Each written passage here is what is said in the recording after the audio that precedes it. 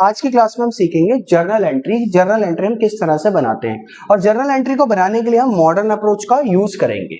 तो पहली ट्रांजैक्शन हमारे पास है business started with cash ₹2 lakh.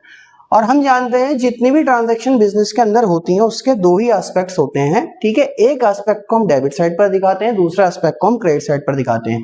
उसको हम किस तरह से करेंगे, उसी के लिए हमें मॉडर्न अप्रोच का यूज करना है।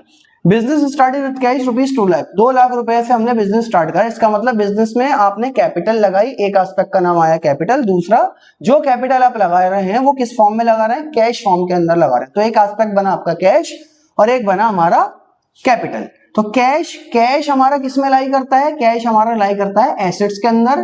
तो बिजनेस के पॉइंट ऑफ व्यू से वो एसेट क्या हो रहा है, इंक्रीज हो रहा है। तो कैश एसेट में लाई करा और एसेट हमारा हो रहा है इंक्रीज। तो जब एसेट इंक्रीज होता है तो अकॉर्डिंग टू मॉडर्न अप्रोच क्या होता है, एसेट इंक्रीज पर डेबिट होता है। सेकंड आते हैं कैपिटल। कैपिटल में लाई करेगा और बिजनेस में कैपिटल लगाई गई है तो इसका मतलब कैपिटल भी हमारी क्या हो रही है, इंक्रीज हो रही है।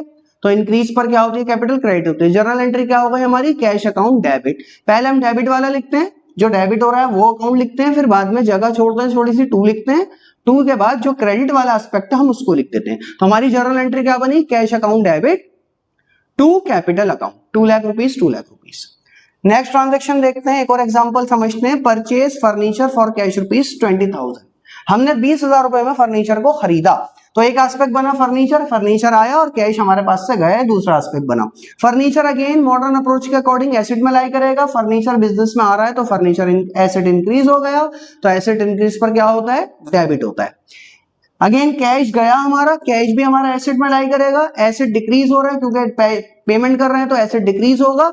डिक्रीज पर क्या होता है, क्रेडिट होता है। तो हमारी जर्नल एंट्री क्या बनी, फर्नीचर डेबिट होगा, कैश क्रेडिट होगा। इसको हम जर्नल एंट्री के फॉर्मेट में लिख देंगे, furniture account debited to cash account 20,000।